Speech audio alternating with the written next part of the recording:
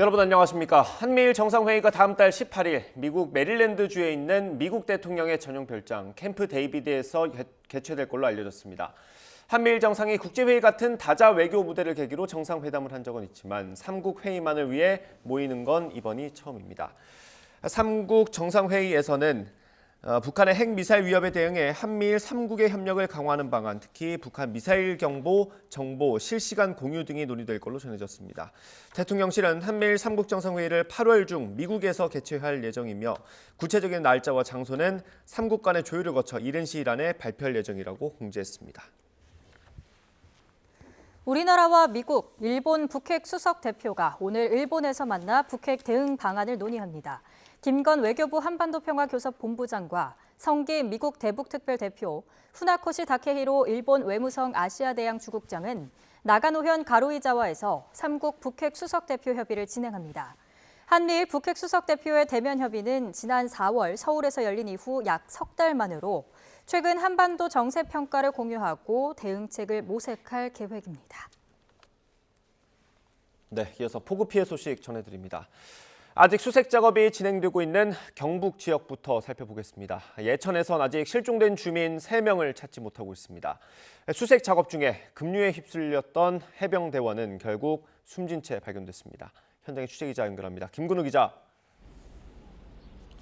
네, 경북 예천 스타디움에 나와 있습니다. 네, 먼저 지금 수색 작업 어떻게 진행되고 있는지 전해주시죠. 네, 아직까지 3명의 주민이 생사조차 확인되지 않은 채 실종 상태입니다. 제가 있는 이곳 예천 스타디움에는 오늘 수색 작업에 참여하는 구조대원들이 모이는 집결지 역할을 하는 곳인데요. 구조당국은 오늘 3,000명을 투입해 수색에 들어갈 방침입니다. 오늘은 이곳 예천에서 극한 호우와 산사태로 인명피해가 난 지 꼭 닷새째 되는 날입니다. 사고 첫날 경북 북부 지역에서만 사망자가 18명, 실종자는 9명이 나왔는데요. 비가 그치고 수색 작업에 속도가 붙으면서 구조당국이 그동안 모두 6명의 시신을 수습했습니다. 남은 3명에 대해서는 소방당국이 실종 장소인 예천군 벌방리와 금곡리에서 오늘 해가 질 때까지 집중 수색에 들어갑니다. 드론 12대와 구조견 9마리, 보트 8대를 동원해 진흙, 소금 물론 수면 수색까지 진행할 방침입니다. 네, 실종됐던 해병대원 안타깝게 시신으로 발견됐다고요? 그렇습니다. 소방은 어젯밤 11시쯤 내성천 고평대교 하류에서 실종된 해병대원 20살 A1병을 발견했습니다. 실종 14시간 만에 발견된 건데 발견 당시 심정지 상태였던 거로 확인됐습니다. A1병은 제가 있는 이곳 예천 스타디움으로 이송돼서 해병대의 수리온 헬기를 활용해 경북 포항에 있는 해군병원으로 이송됐는데요. 안타깝게도 군의관 검안을 거쳐 사망 판정을 최종적으로 받은 거로 확인됐습니다. A병은 어제 예천에서 실종 주민을 수색하다가 동료 장병 2명과 함께 물에 빠져 실종됐습니다. 어제 낮 동안 수색이 이뤄졌지만 성과가 없었는데 야간 수색에서 적외선 드론이 A1병의 시신을 찾았습니다. A1병을 비롯해 수색 작전에 참가한 해병대원들은 구명조끼조차 착용하지 못한 거로 확인됐는데요. 당시 하천이 장갑차조차 진입이 어려울 정도로 물살이 빨랐기 때문에 상황을 알면서도 장병을 무리하게 투입했다는 비판이 높습니다. 해병대 측은 오늘부터 수색 작전을 전면 중단하고 안전 분야를 점검하겠다고 밝혔는데요. 순직 장병에 대해서는 해병대장을 비롯한 예우를 갖춰 후속 조치를 진행하겠다고 밝혔습니다. 지금까지 경북 예천 스타디움에서 YTN 김근우입니다. 폭우가 또 한 명의 목숨을 앗아갔습니다. 실종자를 수색하던 해병대원이 급류에 휩쓸려 실종된 뒤 끝내 숨졌는데요. 해병대 1사단 소속 20살 일병이던 A씨. 그제부터 경북 예천군 내성천 인근 수색에 투입됐습니다. 그리고 어제 오전 9시쯤 내성천 보문교 일대에서 급류에 휩쓸리며 실종됐습니다. 곧바로 수색 작업이 시작됐습니다. 해병대와 육군, 소방대원 수백 명이 늦은 밤까지 투입됐는데요. 해병대와 육군 54단은 삼강 주막에서 선몽대까지 20km 구간을, 소방당국은 선몽대에서 보문교까지 12.2km 구간을 수색했고요. A씨는 어젯밤 11시 10분쯤 내성천 고평대교 인근에서 심정지 상태로 발견됐습니다. 어쩌다 이런 일이 일어난 걸까요? 사고가 난 내성천은 전날 투입된 장갑차조차 5분 만에 철수할 만큼 유속이 빠른 곳이었습니다. 그러나 당시 A씨는 구명조끼를 비롯한 어떠한 구호 장비도 갖추지 못한 상태였던 거로 파악됐는데요. 기본적인 안전장치가 없었던 셈입니다. 대신 장병들은 인간 띠를 만들어 실종자를 수색했습니다. 로프 없이 사람과 사람이 일렬로 띠를 만들어 물속을 걸어다니는 수색 방법인데요. 한 주민은 내성천이 보통 강과 달라서 계곡처럼 갑자기 아래로 빠지는 구조인데 왜 가운데까지 들어가는지 이해할 수 없다고 말하기도 했습니다. 해병대 1사단 측은 구명조끼를 입히지 않은 건 공개된 사실이라며 물에 들어갔을 때 깊지 않았고 집안이 갑자기 무너질 줄도 몰랐다고 해명했습니다. 그러나 유족은 울분을 토하고 있습니다. 맨몸으로 급류에 떠민 건 살인과 다름없다고 말했는데요. 구명조끼 얼마나 한다고 그거 구명조끼 아니고 수상시키려고 이거 비싼 가가 있는데 뭐 살인하는 거 이거 살인인데 무리한 임무 투입으로 피할 수 있었던 사고를 막지 못했다는 비판 여론 당분간 이어질 걸로 보입니다. 해병대는 결국 유족에게 사과했습니다. 해병대 수사단이 구명조끼를 입지 않은 이유 등 사고 경위 조사에 나섰다고도 밝혔는데요. 입장 발표 직접 들어보겠습니다. 경북 예천 지역의 호우 피해 지역 복구 작전에 투입되어 임무를 수행하다 순직한 해병대원의 명복을 빌며 유족 여러분께도 깊은 위로와 사과의 말씀을 드립니다. 아울러 국민 여러분께 심려를 끼쳐드려 송구스럽게 생각합니다. 매뉴얼에 대해서는 해병대에는 재난 현장 조치 매뉴얼이 있습니다. 이 부분에 대해서는 공개 여부는 검토 후에 말씀드리도록 하겠습니다. 구명조끼는 하천변 수색 참가자들에게 지급이 안 됐습니다. 당시 상황을 고려한다면 구명조끼를 착용하는 것이 맞다고 봅니다. 근데 현장에서 어떤 판단을 했는지 조사를 진행 중이고 규정과 지침을 보완하도록 하겠습니다. 네, 비 피해 소식 이번엔 충북 청주로 가보겠습니다. 오송 지하차도 참사의 원인을 규명하기 위해 합동 감식이 시작됐습니다. 지하차도 내부와 하천 제방까지 자세히 들여다보고 있습니다. 현장 취재기자 연결합니다. 양동원 기자. 네, 오송 지하차도 사고 현장에 나와 있습니다. 네, 비가 좀 와서 감식이 뒤로 밀렸는데 지금 진행되고 있는 거죠? 네, 이곳 지하차도와 무너진 미호천 제방에 지금 경찰과 국립과학수사연구원 합동감식이 한창 진행되고 있습니다. 합동감식 현장에 조금 전 저희 YTN 취재진도 다녀왔는데요. 바닷가 배수구에는 아직 진흙이 쌓여 있고 천장에 있는 전등과 전선 같은 곳에 풀과 나뭇가지가 끼어 있는 모습도 볼 수 있었습니다. 이곳 지하차도에서 사고가 난 지 닷새 만에 합동감식이 시작되고 있습니다. 경찰은 합동감식을 통해서 배수펌프와 배수로가 작동되지 않은 이유, 그리고 각종 구조물이 설계도대로 제대로 갖춰져 있는지 등을 확인할 예정입니다. 사흘 전 1차 감식을 벌였던 무너진 제방에 대해서도 2차 합동감식이 진행되고 있는데요. 3D 스캐너 4대를 이곳 지하차도에, 그리고 2대는 제방에 투입해 현장 상황을 재구성하고 설비의 적정성도 검토할 방침입니다.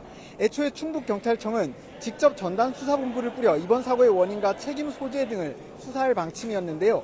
참사 직전 사고 우려에 대한 112 신고가 들어왔지만 제대로 대응하지 못했다는 그런 의혹이 제기됨에 따라서 서울경찰청에서 전문 수사 인력이 오늘 수사팀에 합류합니다. 경찰은 전담수사본부장을 김병찬 서울경찰청 광역수사단장으로 교체하고 서울청 강력범죄수사대 6개 팀 등을 투입해 수사 공정성을 높일 방침입니다. 경찰뿐 아니라 소방, 지방자치단체, 행정중심 복합도시 건설청 등의 대응이 적절했는지도 수사 대상입니다. 왜 지하차도에 대해 통제가 이루어지지 않았는지, 침수 관련 시설은 제대로 갖춰져 있었는지 등 다각도로 수사가 이어질 전망입니다. 경찰은 수사 내용에 따라 지방자치단체 중대재해처벌법을 적용하는 방안도 검토할 예정입니다. 지금까지 오송 지하차도 사고 현장에서 YTN 양동훈입니다. 네, 정치권은 신속한 수해 복구와 지원의 필요성을 강조하고 있지만 근본 대책을 놓고는 여야 간의 시각차가 뚜렷합니다. 특히 4대강 사업을 둘러싼 논란이 다시 점화되는 분위기입니다. 국회 연결해 보겠습니다. 권남기 기자. 네, 국회입니다. 네, 이번 수해 피해로 4대강 얘기가 나오는 이유는 뭡니까? 네, 국민의힘은 4대강 사업을 본류인 큰 강에 그치지 말고 지류와 지천까지 확대하는 포스트 4대강 사업을 내세우고 있습니다. 지리와 지천 정비도 힘을 쏟아 이번 같은 폭우 피해를 막겠다는 겁니다. 지난 정권에서 중단되었던 신규 댐 건설을 재개하고 4대강 사업 이후 방치당해왔던 지류 지천 정비 사업도 본격적으로 다시 시작해야 할 것입니다. 민주당의 수해 복구를 위한 추경 편성 요구엔 그럴 때가 아니라며 재난 관련 예산을 서둘러 집행하는 게 우선이라고 맞섰습니다. 지금 국회가 할 일은 정부의 추경 압력을 가하는 것이 아니라 수해 복구 및 지원이 제대로 이루어지도록 정부와 민간단체의 노력을 최대한 돕는 것입니다. 문재인 정부에서 물 관리 업무를 환경부로 옮겨 하천 관리가 제대로 안 됐다며 국토부 제2관 법안도 발의할 예정인데 민주당은 남 탓하지 말라고 반발했습니다. 역대 정부가 추진하고 국민의힘 전신인 자유한국당의 대선 공약이었던 물관리 일원화를 끄집어낸 것도 전 정부를 탓하려는 저의로 보입니다. 여당이 들고 나온 지류 지천 정비는 이명박 정부가 4대강 사업을 진행할 당시 오히려 민주당이 먼저 주장했던 것이란 반박도 나왔습니다. 민주당은 그러면서 국민의힘에 피해 지원 방안을 논의하는 TF를 구성할 것을 거듭 촉구했습니다. 정이 참여하는 게 거북하다면 정을 빼고 여야 TF를 구성할 것을 다시 제안합니다. 재발 방지 대책을 마련하는 일에 함께 발벗고 나설 것을 거듭 요구합니다. 이런 가운데 오늘 오후엔 감사원이 금강, 영산강 보호 해체 관련 감사 결과를 발표할 예정이어서 4대강 관련 논란은 더욱 거세질 것으로 보입니다. 네, 오늘 홍준표 대구시장과 김남국 의원의 징계 논의도 예정돼 있죠. 네, 그렇습니다. 국민의힘 중앙당 윤리위원회는 오늘 오후 회의를 열고 폭우 골프 논란이 불거진 홍준표 대구시장에 대한 징계 절차를 시작할지 결정합니다. 앞서 윤리위가 직권으로 징계 논의를 시작한 만큼 절차에 돌입할 가능성이 크다는 전망이 나옵니다. 국민의힘 윤리위는 이와 함께 불법 정치자금 수수 혐의를 받는 김연아 전 의원 등에 대한 징계 개시 여부도 논의합니다. 이런 가운데 국회 윤리특위 윤리심사 자문위는 거액의 가상자산 논란으로 더불어민주당을 탈당한 김남국 의원에 대한 징계안 수위를 오늘 오후 결정합니다. 이후 김남국 의원 징계안은 윤리특위 전체 회의를 걸쳐 본회의 최종 표결로 확정됩니다. 지금까지 국회에서 전해드렸습니다.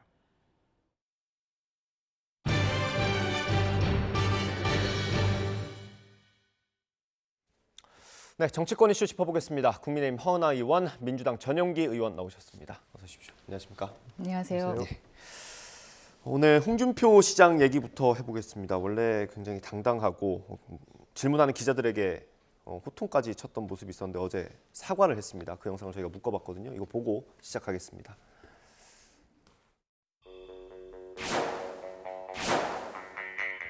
전국적으로 수해가 우려되는 상황에서 부적절했다는 지적은 겸허하게 받아들입니다. 국민 정서를 충분히 고려하지 못한 점도 송구스럽게 생각합니다. 괜히 그거 쓸데없이 터집 하나 잡았다고 그래 벌떼처럼 덤빈다. 그런다고 해서 내가 무슨 거기 기죽고 잘못했다 그럴 사람입니까? 내가 무슨 거기 기죽고 잘못했다 그럴 사람입니까?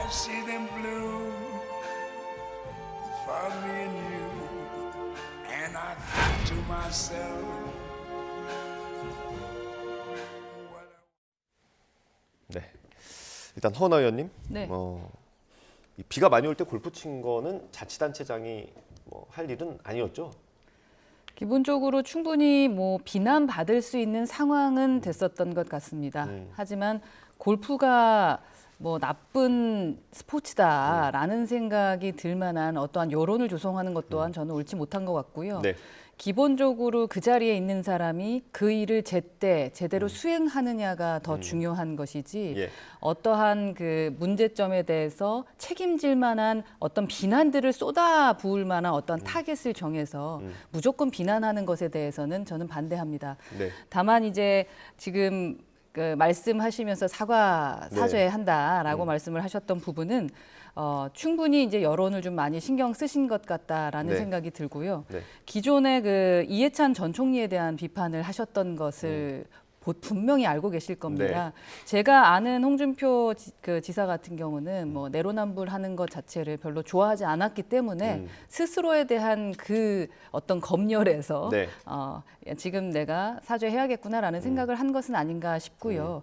우리 정치권에 있는 사람들이 늘 생각해야 되고 또 공격을 하시는 분들 늘 생각해 주셔야 되는 것은 이러한 피해가 있을 때 누구를 비판하는 것도 좋지만 특히 여당과 우리 정부 측에 계신 분들 그리고 제1야당도 대안 제시를 먼저 해서 이 부분을 어떻게 해결해야 될까에 집중하는 것이 필요하지 않을까 하는 생각은 듭니다. 예, 어제 사과 기자회견이 있었는데 질문을 받지 않고 그대로 빠져나갔습니다. 일단 저희가 뭐 어떤 사과를 하게 되면 진정성이 있느냐 이걸 좀 따져봐야 되지 않겠습니까? 어떻게 보셨어요? 그 진정성이 이제 뒤에서 하는 질문과 답변에서 사실 진정성을 조금 확인할 수가 있었으면은 좋았을 뻔했는데 이렇게 준비된 입장문만 읽고 나가는 것이 진정성이 있느냐 하는 비판은 또 한 번 직면하게 될 것 같습니다. 네.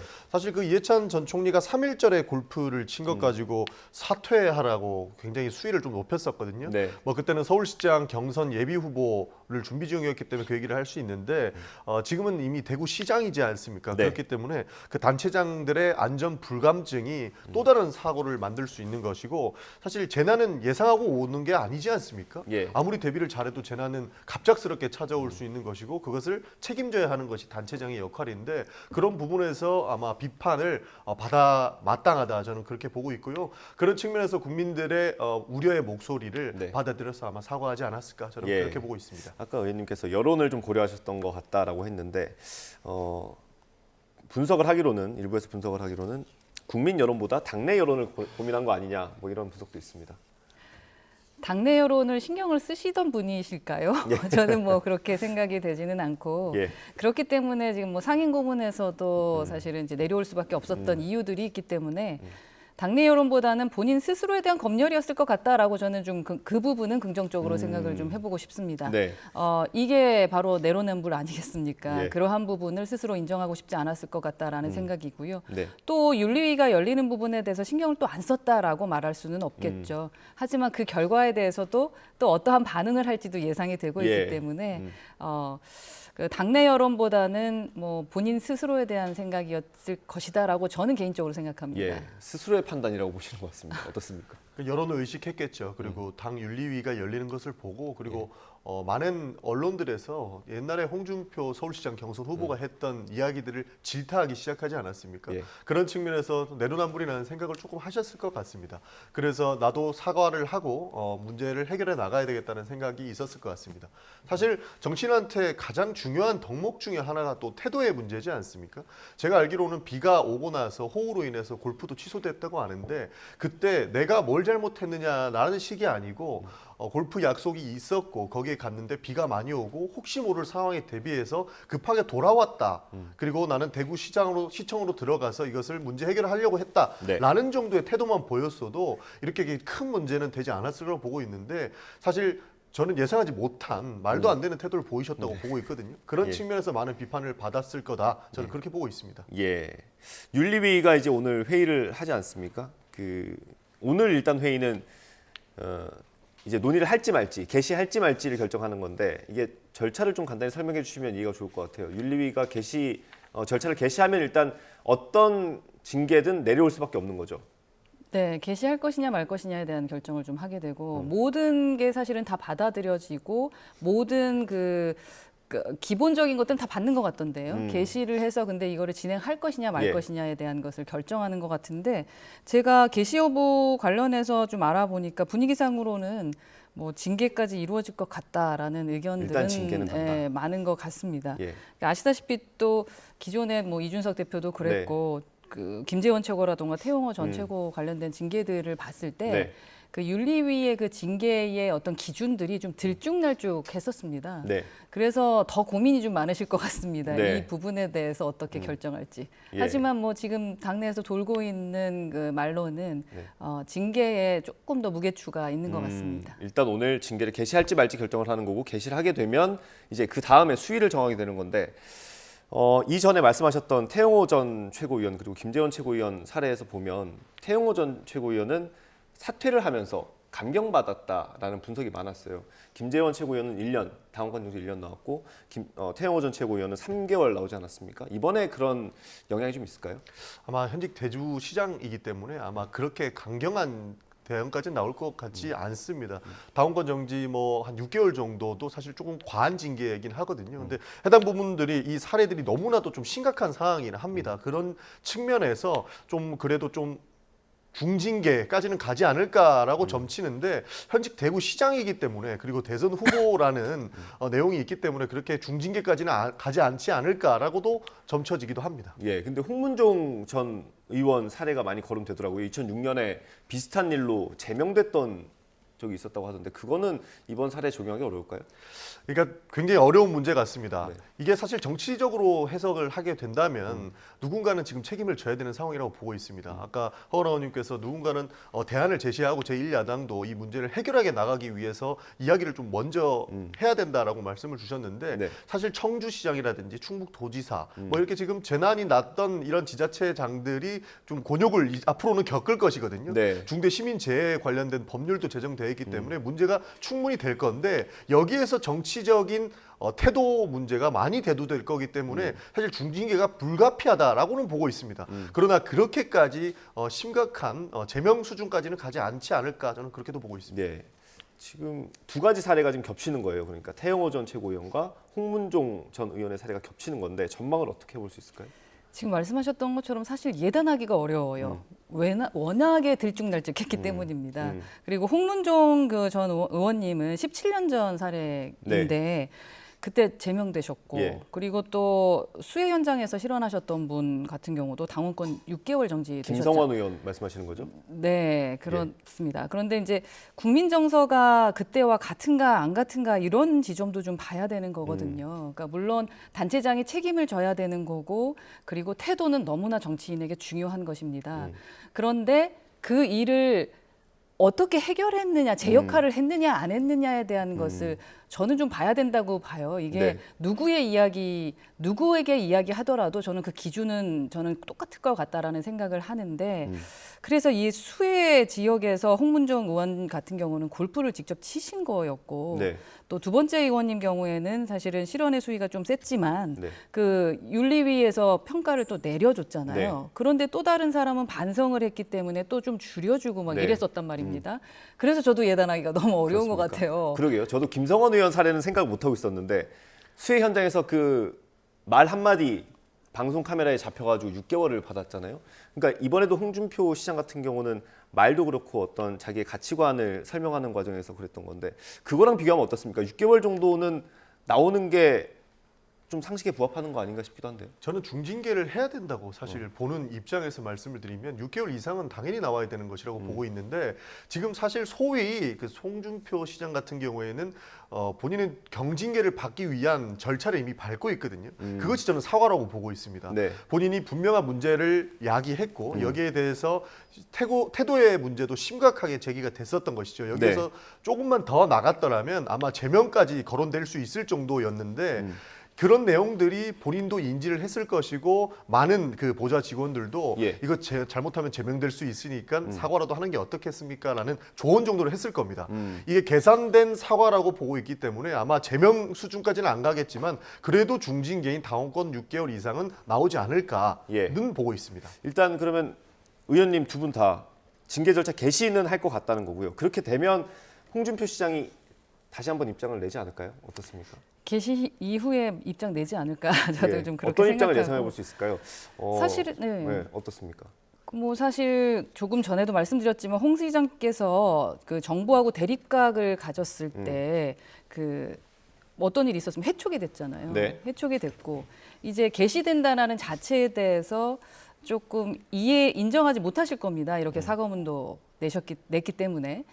그래서 또 다른 또 그 쓴소리 한마디 하실 것 같다라고 좀 예측은 됩니다만, 근데 이번에도 그 사과를 했다라는 것이 이러한 어떠한 뭐 개시를 한다 아니면 징계를 준다 이러한 부분에서 하지 않았을 거라고 믿고 싶고 그랬으면 좋겠습니다. 네. 그러니까 윤리위도 윤리적 평가를 하는 것에 대해서 좀 기준이 명확해야 된다라는 지점을 만약에 홍 시장이 지적한다면 저는 그것은 찬성합니다. 네. 그래서 다음 한 가지 좀 지켜봐야 되는 부분은 그 경북에 대규모 수해가 있었어요. 그런데 경북하고 대구는 한 권역입니다. 그래서 서로 왔다 갔다 하면서 여기서 일하시다가 대구로 돌아가시기도 하시고 뭐 그런 상황 아니겠습니까? 그래서 이게 남의 일만은 아닐 수도 있었다라는 거고 그 지점 때문에 시장님에게 실망한 분들도 분명히 계시거든요. 네. 그래서 그 윤리위의 어떤 결과에 대해서는 겸허히 받아들이시겠지만 혹여라도 이 들쭉날쭉한 이러한 그 어떠한 시스템 그리고 기준에 대해서 쓴소리 한다면 그것에 대해서는 저는 찬성입니다. 예, 알겠습니다. 여기까지가 일단 사실관계에 대한 부분, 드러나 있는 부분을 살펴봤고요. 홍준표 시장 같은 경우는 김기현 대표 지도부와 좀 각을 많이 세워오지 않았습니까? 그 윤리위가 뭐 독립적인 기구라고 합니다만 이전에 보니까 정무적인 판단도 조금 하는 것 같더라고요. 어떻게 전망하세요? 정무적인 판단을 할 것 같습니다. 그래서 중징계가 필요한 사안임에도 불구하고 뭐 대선 후보이다 그리고 뭐 사과를 했다 이런 식으로 이야기를 하면서 아마 정무적 판단을 추가해서 경징계가 나오지 않을까 하고 점을 치는 것이거든요. 사실 이게 중징계가 안 나오면 이상한 것입니다. 허은하 의원이 말씀해 주셨지만 대구에서도 실종자가 발생을 하고 있는 상황이었었거든요. 그 당시에. 그렇기 때문에 대구시장으로서의 역할을 충분히 했어야 됐는데 책임을 회피하려고 하는 모습들이 계속적으로 보여왔어요. 그 부분이 태도로서 문제점이 제기가 됐던 것이고 여기에서 중징계가 이루어지지 않는다면은 계산된 사과 그리고 이미 정무적 판단으로서의 대선 후보라는 그 명목 뭐 이런 것들이 적용을 했기 때문에 아마 김기현 당대표와의 각은 세우겠지만 그 독립기구인 윤리위에서도 이런 계산이 조금 들어가지는 않을까 저는 그렇게 보고 있습니다. 예, 사실 저는 반대 답변을 예상을 했는데 감경이 될 것 같다고 봐주신 것 같고요. 계속 뭐 전망을 하게 됩니다만 그런 지도부와의 관계가 어떤 영향을 미칠까요, 이번에? 저는 윤리위는 정무적 판단을 하는 것이 돼서는 안 된다라는 거를 제가 계속적으로 그렇습니까? 지적을 해왔었기 때문에 윤리위가 왜 정무적 판단을 합니까? 근데 그 태용호 전 최고 같은 경우는 그런 정무적인 판단 아니었습니까, 그건? 그래서 문제가 됐다라고 저는 생각을 하는 거거든요. 그래서 제 주장은 뭐 일관됩니다. 정무적 판단을 하는 곳이 아닙니다. 그 기본적으로 기준이 명확해야 되고 그래서 당과 분리돼 있어야 된다라고 하고 말하고 있고 그렇게 당원 당규에도 써 있고요. 그런데 정무적 판단에 따라서 누구와 함께 하느냐, 누구와 대립각을 갖느냐에 따라 그 결정을 내리는 곳이라면 그 윤리위에 대한 판단과 결정을 누가 신뢰할 수가 있겠습니까? 그냥 무조건 줄 서고 그냥 잘 보이기 위해서 노력하면 윤리적 문제도 별거 없구나라고 판단하게 된다면 그 역할을 제대로 할 수 있겠습니까? 저는 뭐 그런 입장입니다. 그래서 이번에 기회가 되었으니 혹여라도 그 자리에 가시게 된다면 지사께서 시장님께서 그러면 큰 소리 한번 내줬으면 좋겠다. 그때 한번 홍카콜라의 모습을 볼 수 있었으면 좋겠다. 기준 명확하게 하자. 윤리위의 위치를 확고히 하자라는 말씀 해주셨으면 좋겠다라는 생각이 있습니다. 그러니까 과거에는 정무적 판단을 계속 해왔죠. 윤리위가 사실 제 기능을 못한다는 비판을 들을 정도로 정무적 판단을 해왔는데 그 사례가 태영호 의원이 될 수 있는 거고 저는 조금 더 가면 이준석 대표 사례도 정무적 판단이 많이 들어갔다라는 생각을 했습니다. 그래서 이번 부분 같은 경우에도 정무적 판단이 분명히 들어갈 것이고요. 사실 여기에서 저는 정무적 판단이 조금 더 나간다고 하면 용산의 의견도 반영될 것이라고 보고 있습니다. 홍 시장님이 지속적으로 그 대통령이 조금 불편한 소리를 하셨거든요. 이런 부분에서 김기현 대표와의 각이 조금 잡힌 부분이 있어서 만약에 제명된다면 홍준표 시장은 더욱 강경하게 용산을 비판하거나 당을 비판하는 목소리를 낼 것인데 이렇게 됐을 때는 어떻게 할 것인가에 대한 대안이 없기 때문에 정무적 판단이 조금 들어가지 않을까 저는 그렇게 보고 있습니다. 네, 알겠습니다. 우선은 뭐 윤리위원장이 바뀌었으니까 이준석 전 대표 때와는 달라진 거고 새롭게 바뀐 그 기준을 기대해 보겠습니다. 태용호 전 최고 때와는 같은 분 아닌가요? 그렇긴 합니다. 예, 알겠습니다. 일단 오늘은 이제 징계를 논의할지 그 절차를 개시할지 여부를 판단하는 거고요. 그리고 그 다음에 아마 소명을 듣는 절차를 거쳐서 이제 홍준표 시장에 대한 징계를 개시를 한다면 이제 수위를 논의하게 될 겁니다.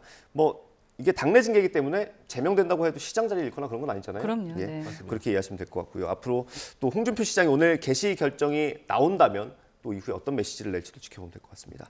다음 김남국 의원 얘기를 잠깐 좀 해보겠습니다. 오늘 국회 윤리심사자문위원회가 또 회의를 엽니다. 사실은 조금 더 빨리 결론이 날 것 같았는데 뭔가 좀 자료 제출하고 이런 게 좀 부족했던 것 같습니다. 지금 저희 기사 올라온 거 보니까 상임위에서 김남국 의원이 200차례 정도 거래한 걸로 확인을 했다고 하네요. 수익 어느 정도 나와야 될까요? 그 부분 같은 경우에는 좀 다른 부분도 좀 봐야 될 것 같습니다. 그러니까 수위 같은 경우에는 아마 굉장한 중징계가 떨어지지는 않을 걸로 점쳐지고 있는데요. 네. 상임위원회에서 딴짓하다 걸린 사례, 그러니까 소위 그런 부분들은 굉장히 많습니다. 그러니까 김남국 의원이 코인 거래를 상임위에서 했던 것을 징계하려면 과거에 상임위원장실에서 게임하다 걸린 사례라든지 본회의장에서 부적절한 검색을 하고 그것이 국민들에게 낱낱이 공개됐던 그런 분들까지 추가적으로 함께 징계해야 되는 부분들이 있기 때문에 네. 그 부분만 가지고는 굉장히 좀 중징계를 내리기는 좀 어려운 것 같습니다. 이게 저도 빨리 좀 처리가 됐으면 좋겠다라고 생각을 했었거든요. 그러나 이 시간이 좀 오래 가고 있는 게 이 비트코인이나 이 가상자산 같은 경우에는 아직 많은 사람들이 잘 알지 못하는 전문성의 영역이지 않습니까? 사실 국회 윤리와 관련된 내용을 보는데도 이분들 잘 모르시는 것 같아요. 그러다 보니 관련 자료를 검토하고 여기에 대한 공부도 필요하고 실질적으로 뭐 내부 정보는 있었는지 구체적으로 어떠한 거래가 문제가 되는지 이런 것까지 검토하다 보니 기간이 좀 길어지고 있는 것 같은데 사실 그 김남국 의원이 밝히고 있는 내용들 보면은 그런 부분들은 전혀 입증하지 못하고 있는 것 같아요. 그래서 이런 부분들을 빼놓고 징계를 할 것인가 네. 아니면 상임위원회에서 그 거래한 내역만 가지고 징계할 것인가 이 부분도 정확하게 정해지지 않아서 이번 징계 수위는 그다지 높지 않지 않을까 하고 예. 보고 있습니다. 예, 오늘 회의하는 게 다시 한번 설명드리면 윤리심사 자문위원회 회의입니다. 그래서 자문위원회가 결과를 도출하면 그걸 특위에다 넘겨서 특위에서 다시 논의해야 되고 중징계 그러니까 제명 같은 경우는 본회의 표결까지 해야 되는 그렇습니다. 걸로 그렇게 절차가 돼 있습니다. 어떻게 예상하세요? 저는 뭐 우리 정치가 좀 너무 부끄러움을 모르는 게 아닌가 하는 생각은 듭니다. 그러니까 기본적으로 뭐 개인적으로는 김남국 의원이 그 윤리징계를 좀 받았으면 좋겠다라고 생각은 하고 있고요.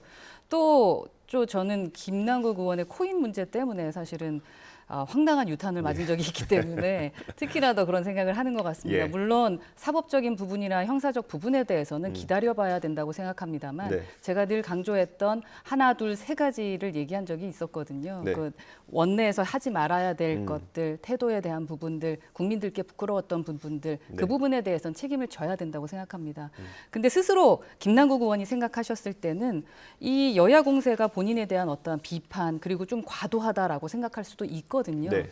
하지만 그렇다고 해서 본인의 그 잘못들이 지워지거나 없었던 게 되는 것이 아니지 않습니까? 그렇다면은 지금 갑자기 나와서 슬그머니 지금 나와가지고 막 이렇게 피감기관에 대해서 큰 소리를 내시는 모습을 보면서 네. 부끄러움이 정말 있는 걸까라는 생각을 했습니다. 조금 전에 말씀하셨지만 뭐 200번 이상 뭐 원내 예. 활동하면서 원내도 아니죠. 의정 활동 상임위에서의 활동에서 그랬다는 거 아니겠습니까? 예, 법사위가 좀 회의 시간이 길긴 합니다. 해명하는 건 아니고요. 예. 아무리 그렇더라도 그러면 나가서 회의실에서 하던가 화장실 가서 하던가 하셔야지 그 자리에서 저는 그 분들 말씀 듣기도 바쁘던데 어떻게 그런 활동을 할 수 있겠습니까? 그래서 저는 정치가 좀 염치가 있어야 된다고 네. 생각하고요. 우리 전용기 위원님도 나와 계신데 여쭤보고 싶어요. 이 부분은 분명히 잘못되지 않았나? 그리고 예. 우리가 이러한 지점에 대해서는 좀 염치가 있어야 되지 않나 그렇게 생각하지 않겠습니까? 예. 상임위에서 거래했던 내역에 대해서는 이거는 뭐 방어의 논리가 없습니다. 사실 상임위에서 거래했던 것은 분명히 잘못된 행동이고요. 이것은 당연한 징계 절차로 밟아질 것 같다라는 말씀을 드리는 겁니다. 네. 사실 이것 이외에 검토할 부분들이 너무 많은 겁니다. 지금 언론에서 나오는 내용들만 보면 김남국 의원님은 내부 정보도 있고 뭐 해서는 안 될 짓을 해서 그 코인 거래를 했다고 하는데 본인의 그 증명 자료라든지 본인의 주장에 따르면 해당되는 내용들이 언론에 나온 것은 부합하지 않는 내용들이 굉장히 많다고 주장을 하고 있거든요. 이런 부분에 대해서 검토가 늦어지고 있는 것이고 여기에서 윤리위나 윤리자문위에서 징계를 얼마 정도로 수위를 선택할 것인가에 대해서 오래 걸리고 있는 것인데 이런 부분들이 저는 잘 해명이 좀 되었으면 좋겠다라는 생각을 가지고 있고요. 네. 아까 말씀하신 것처럼 상임위 중에 거래를 했던 내용에 대해서는 분명히 잘못된 것으로 파악은 하고 있습니다. 그러나 이것을 징계로 어떻게 옮길 것인가에 대한 내용에서 아까 말씀드렸던 것처럼 다른 상임위장에서 뭐 게임을 한다든지 부적절한 행동을 한 것과 이제 융합해서 네. 결국에는 징계를 들어가야 되기 때문에 이 수위를 정하기가 굉장히 좀 난해할 것 같다. 저는 그렇게 생각합니다.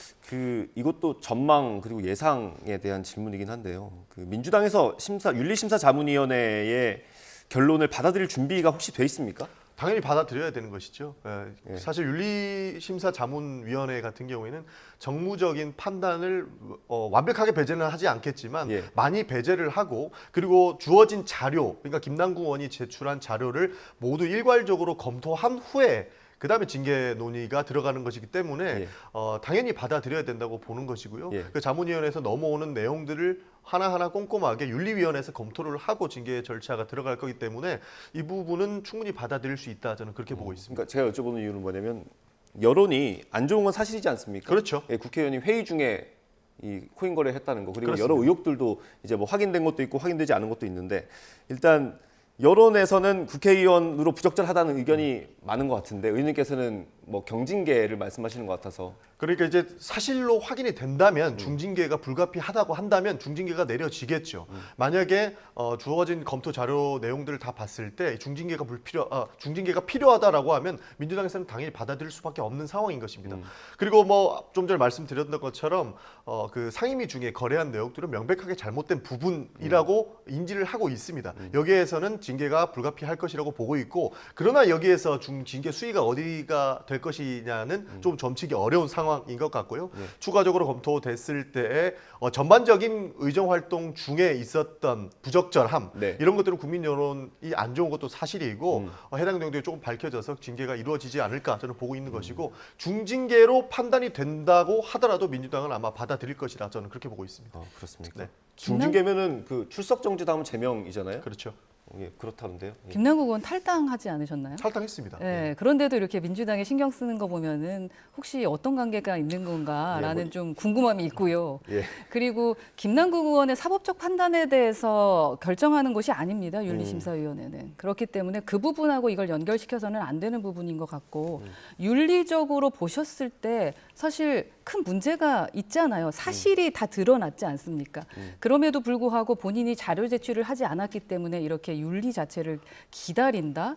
그리고 뭐 지켜보겠다라고 말씀하시는 자체도 저는 그 태도도 좀 문제가 있다라고 생각을 하는 겁니다.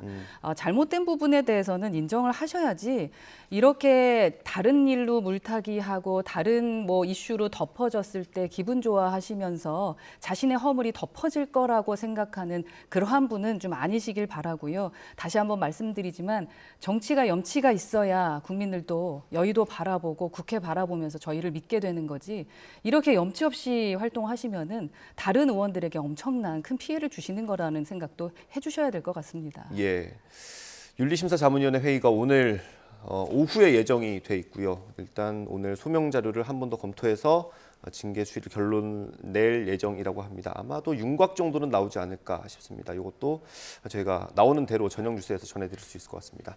마지막으로요, 이재명 대표 얘기를 좀 해보겠습니다.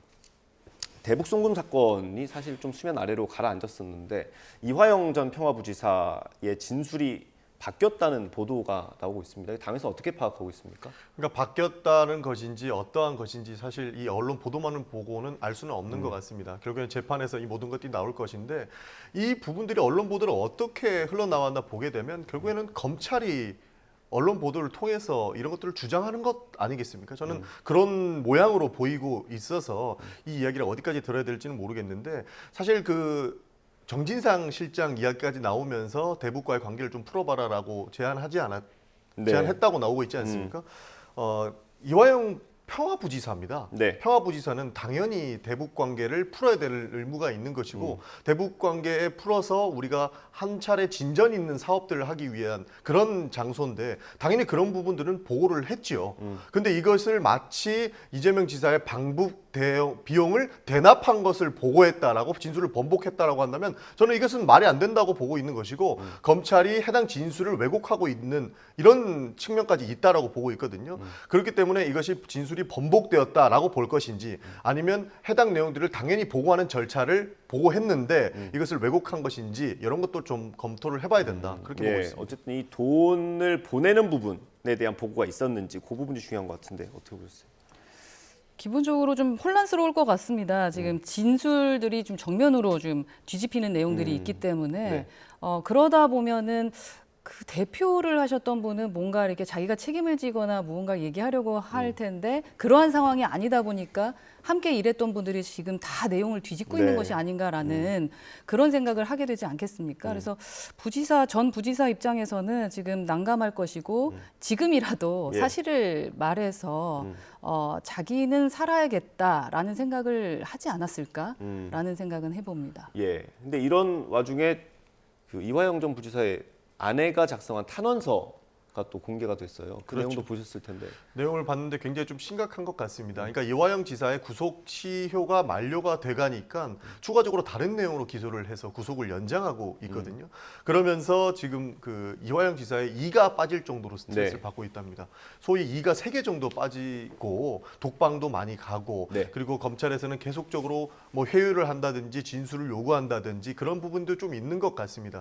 그런 부분에서 많은 스트레스가 있다고 해서 이런 부분에 인권적으로 좀 접근을 해서 문제 제기를 하고 있는 것이고요. 검찰에서 어떻게든 진술을 받아내려고 하는 모습들은 이유는 알겠습니다만 그런 모습들은 좀 바람직하지 않다라는 말씀을 좀 드리고 싶고 아까 전 이재명 대표 말씀을 해주셨는데요. 쌍방울은 대북 사업을 본인들이 하기 위해서 돈을 보냈다고 인정하고 있지 않습니까? 그런데 이것을 이재명 대표를 위해서 대북 송금을 했다 이렇게 주장하기는 좀 많이 나간 것 같습니다. 그래서 본인들의 사업을 위해서 이제 경기도와의 관계가 중요했고 그래서 경기도에서 요청하는 방북 비용을 대신 내줬다라는 게 김성태 전 회장의 주장이죠. 그렇죠. 그 주장만을 받아들여서 우리는 하기는 좀 어려운 것이죠. 김성태 회장은 결국에는 기업가인데 그 기업이 대북 송금을 하고 대북에다가 투자를 할 이유가 무엇이 있겠습니까?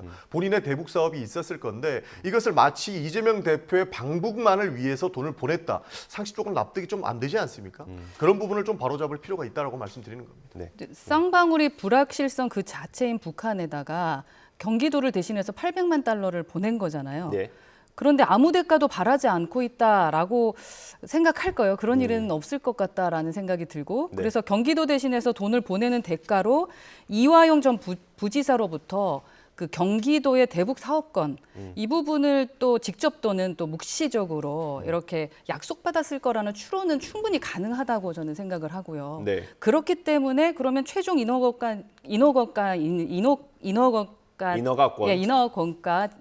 그 이재명 당시 경기도지사가 제3자 그 뇌물 혐의가 적용될 수도 있다라는 말들이 나오는 거 아니겠습니까? 그래서 이 부분은 뭐 그냥 무조건 아니다라고 말씀하실 부분은 좀 아닌 것 같고 그리고 저는 그 민주당이 그 검찰에 대해서 좀 너무 왔다 갔다 한다라는 생각이 듭니다. 검찰 개혁하면서 검찰을 뭐 잡아야 된다라는 생각도 들면서 어쩔 때는 자기 입맛에 맞으면 잘한다라고 얘기하거든요. 체리피킹이라고 하지 않습니까? 그 자기들 입맛에 맞으면 신뢰를 하고요. 분리하면은 규탄해요. 그리고 뭐 그러다 보니까 정당한 구속영장이다라는 명언도 나오고 있고요. 이게 좀 말이 되는 상황이냐라고 저는 좀 말씀을 좀 드리고 싶어요. 이러니까 믿지 않는 거예요. 조금 전에 저희 윌리비에서 이 들쭉날쭉한 어떠한 기준들에 대해서 말씀을 드렸던 것처럼 민주당은 기준이 없어요. 그냥 자기 마음에 들면 되는 것 같다라는 생각이 듭니다.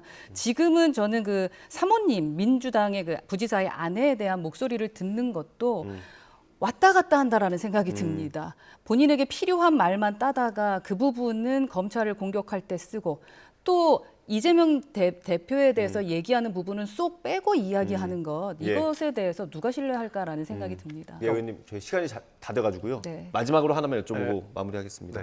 이 상황에서 만약에 지금 뭐 언론 보도로도 조금씩 나오고 있는데 이재명 대표에 대한 구속영장이 청구되고 체포동의안이 국회로 온다면 이건 정당한 구속영장이 될 수 있습니까? 이재명 대표는 이미 불체포 특권을 포기한다고 했고 본인이 영장 실질 심사를 받으러 간다고 이야기를 했기 때문에 그 부분은 논쟁거리가 될 수도 없을 것 같습니다. 아마 7월 말 그리고 8월 초에는 휴가 기간이기 때문에 국회도 회기가 안 열리지 않습니까? 네. 거기에는 표결까지 갈 이유도 없는 것이고 검찰이 그때 이용해서 구속영장을 아마 청구하지 않을까 그렇게 보고 있습니다. 그리고 한마디만 드리면 허은 의원님께서 민주당의 기준이 없다고 말씀드렸었는데 우리 편이든 아니든 검찰의 권한은 좀 이양해야 된다는 것이 민주당의 입장이었습니다. 우리 정부 때, 문재인 정부 때 우리가 검찰 개혁을 얘기하지 않았습니까? 보통 정부와 검찰은 한 목소리로 간다 이런 얘기가 있는데 우리 정부 때도 검찰의 권력이 너무나도 비대하기 때문에 나눠야 된다고 이야기를 했는데 거기에 비준이 없다라고 하는 것은 조금 논리의 비약이 있다 이런 말씀드리고 싶습니다. 이렇게 하면 뭐 공방이 끝이 안 난다라는 얘기입니다. 저는 근데 수사와 재판은 되니까요. 지켜보면 되는 거다라고 알겠습니다. 저는 말씀드리고 싶습니다. 알겠습니다. 진실은 밝혀지게 돼 있는 거 아니겠습니까? 예. 밝혀졌으면 좋겠습니다. 네, 밝혀질 겁니다. 네. 끝날 듯 끝나지 않는 대답이었습니다. 오늘 말씀 여기까지 듣겠습니다. 네, 국민의힘 허은하 의원과 함께했습니다. 또 더불어민주당 전영기 의원도 함께했습니다. 감사합니다. 고맙습니다. 감사합니다.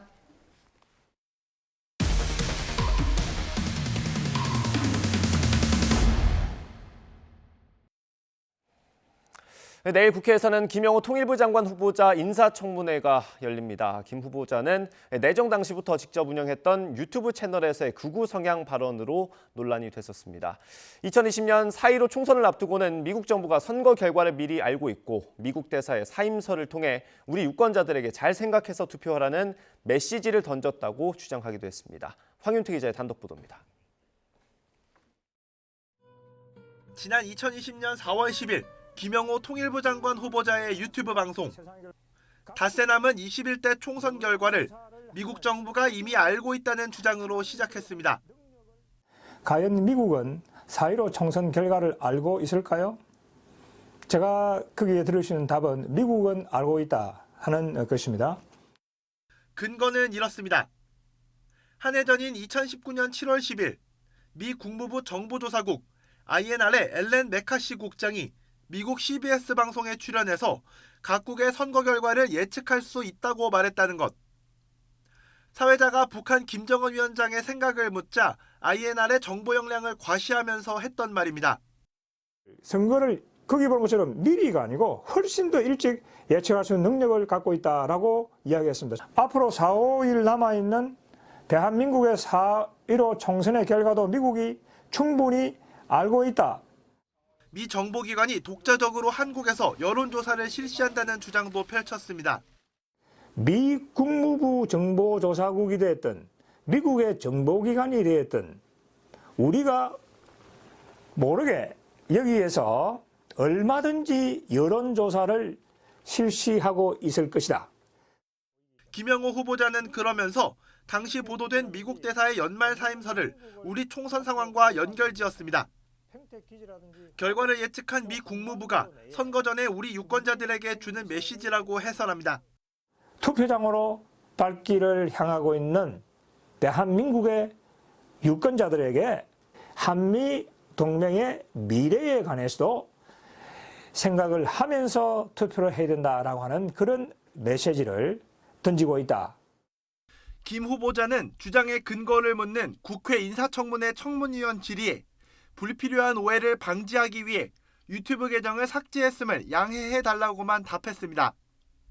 지난 2018년부터 후보자에게 3억 7천만 원의 수입을 안겨준 구독자 24만 명 규모의 유튜브 계정은 장관 후보자 지명 직후 전부 폐쇄됐습니다. YTN 황윤태입니다. 김영호 통일부 장관 후보자가 연말 소득공제에서 아들의 신용카드 사용분을 부당하게 공제받은 사실이 드러나 후보자 지명 이후 미납 세액과 가산세 280여만 원을 납부했습니다. 김영호 후보자는 국회 인사청문위원들에게 보낸 답변서에서 2019년과 2021년, 2022년에 소득공제 대상 요건을 충족하지 않는 자녀의 신용카드 사용분을 포함시킨 것을 사후에 확인해서 미납 세액 등을 즉각 납부했다며 앞으로 유의하겠다고 밝혔습니다. 서울의 한 초등학교 안에서 교사가 숨진 채 발견돼 충격을 주고 있습니다. 극단적인 선택을 한 걸로 추정이 되는데요. 배경을 두고도 논란이 커지면서 교원단체들을 중심으로 진상규명을 촉구하는 목소리가 커지고 있습니다. 홍선기 기자입니다. 초등학교 담장을 따라 근조 화환이 줄지어 들어섰습니다. 이 학교 1학년 담임교사 A씨를 추모하기 위해 동료 교사들이 보낸 겁니다. A 교사는 수업 시간에도 나타나지 않아 동료 교사가 찾아 나섰다가 교내에서 숨져 있는 것을 발견했습니다. 발견 당시 상황 등으로 미뤄 A 교사가 스스로 목숨을 끊었을 가능성에 무게가 실리는 상황.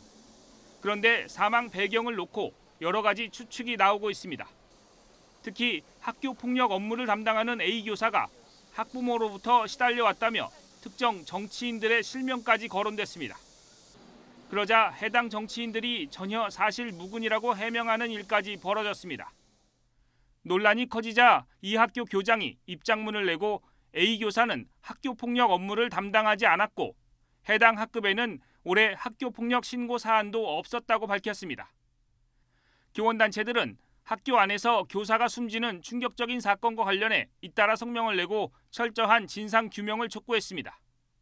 앞서 서울의 또 다른 초등학교에서는 정서장애가 있는 6학년 학생이 교사를 폭행해 전치 3주의 부상을 입히는 일도 벌어졌습니다. 이와 관련해 교사들은 가해 학생을 엄벌해달라는 탄원서를 2,000건 이상 제출하기도 했습니다. YTN 홍성기입니다. 독감이나 간염 등 국가 예방접종 사업에 쓰이는 7천억 원 규모 백신 입찰에서 담합한 백신 제조사와 총판, 도매상 등 32개 업체가 적발됐습니다. 공정거래위원회는 이들에 대해서 시정 명령과 함께 과징금 409억 원을 부과했습니다. 이승은 기자입니다.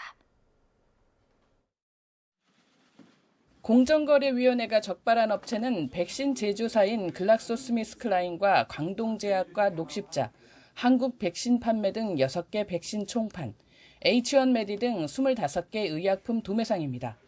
이들 32개 백신 사업자들은 지난 2013년 2월부터 2019년 10월까지 조달청 발주 170개 입찰에서 담합한 것으로 조사돼 시정명령과 함께 과징금 409억 원을 부과받았습니다. 담합한 백신은 정부 예산으로 실시되는 국가 예방접종사업 백신이었습니다.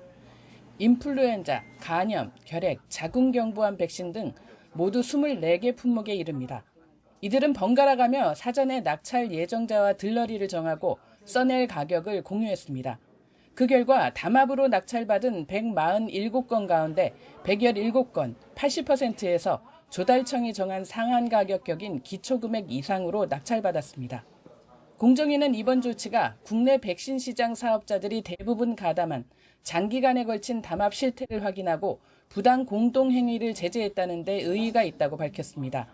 그러면서 국민 건강에 필수적인 백신 등 의약품 관련 입찰 담합에 대한 감시를 강화할 것이라고 강조했습니다. YTN 이승은입니다.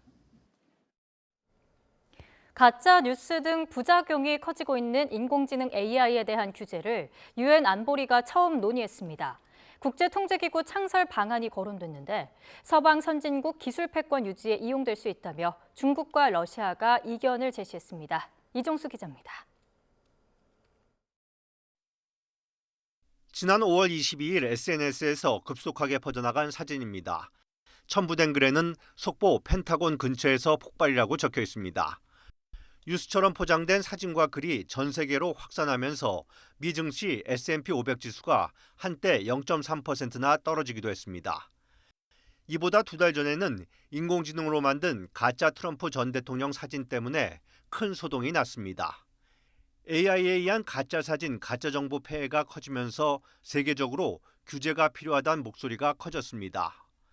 이러면서 UN 안보리가 AI 규제를 놓고 처음으로 머리를 맞댔습니다.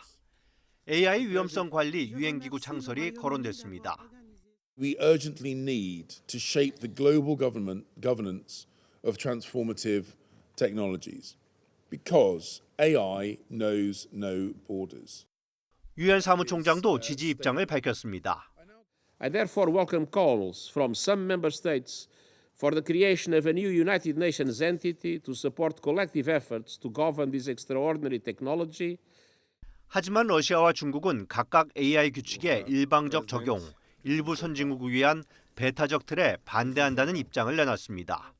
个别发达国家为谋求科技霸权，构建排他性小圈子，以种种借口和行动恶意阻挠他国技术发展。